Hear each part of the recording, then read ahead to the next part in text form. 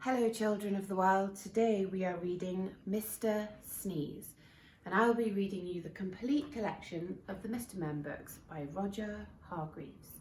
I have my usual friends with me, Sean the sheep and Molly the mummy with her baby, Bear. So everybody sit quietly, get tucked up and the story shall begin. Mr. Sneeze. This is Coldland, which is a country somewhere near the North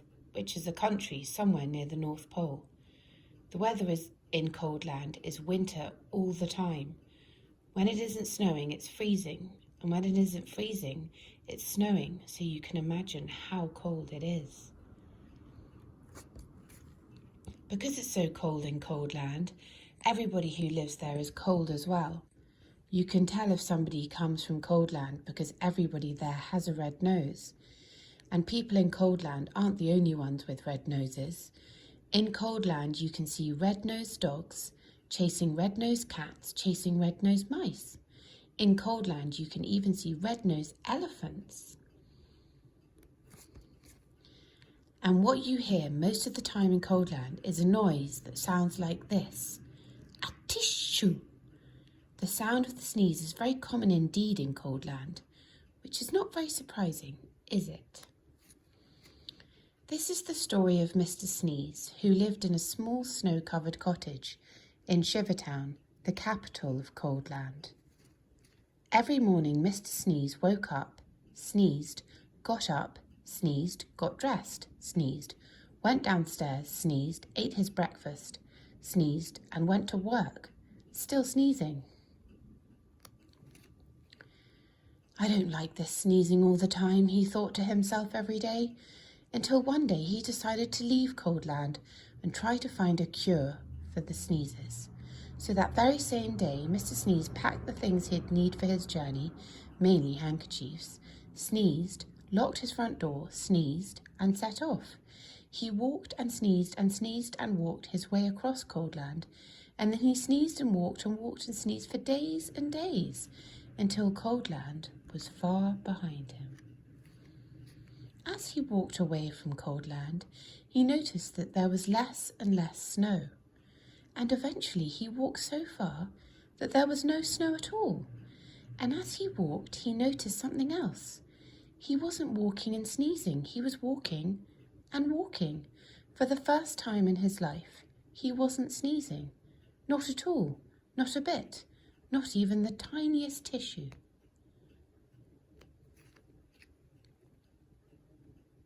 I wonder why I'm not sneezing, he thought to himself.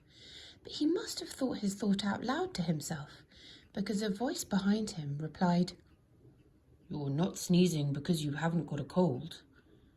Mr. Sneeze jumped, turned, and there behind him stood a wise old wizard. "What's a cold?" asked Mr. Sneeze.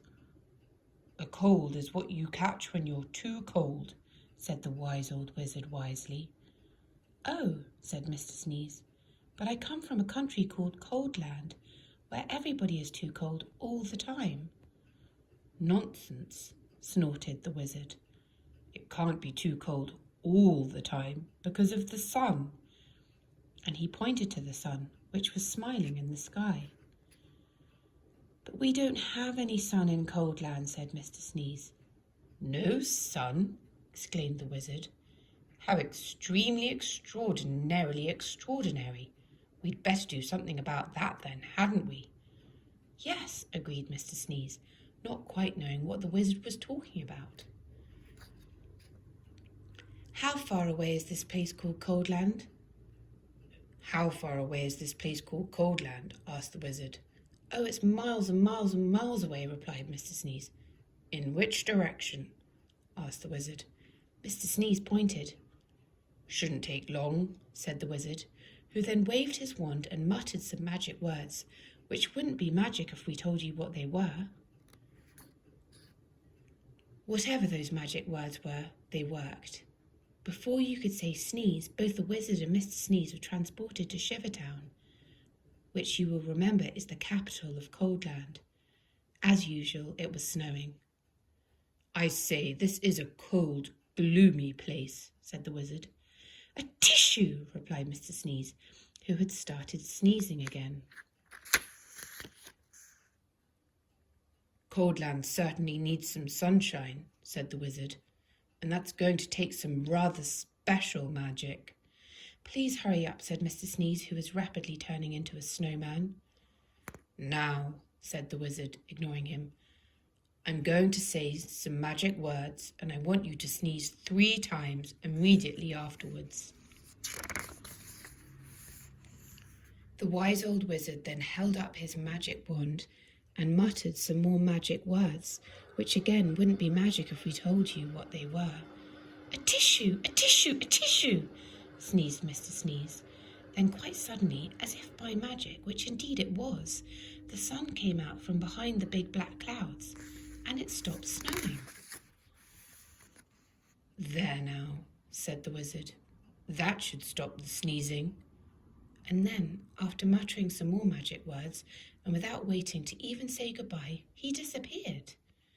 Mr. Sneeze just stood there in the sunshine, watching the snow begin to melt. After that, the sun shone every day, and today Coldland isn't anything like it used to be. You can't see red-nosed dogs chasing red-nosed cats chasing red-nosed mice anymore. And these days, the sound of the sneeze is a very uncommon sound indeed. And even Mr. Sneeze doesn't sneeze anymore. And that isn't the only thing different about Mr. Sneeze, as he discovered himself when he looked in the mirror one morning. Can you see what was different about Mr. Sneeze? It happened one other time too, so if you can find the page where that was. Look, children, he doesn't have a red nose anymore. And that's the end of the story for today. Tomorrow we will be reading Mr. Bump. Bye for now.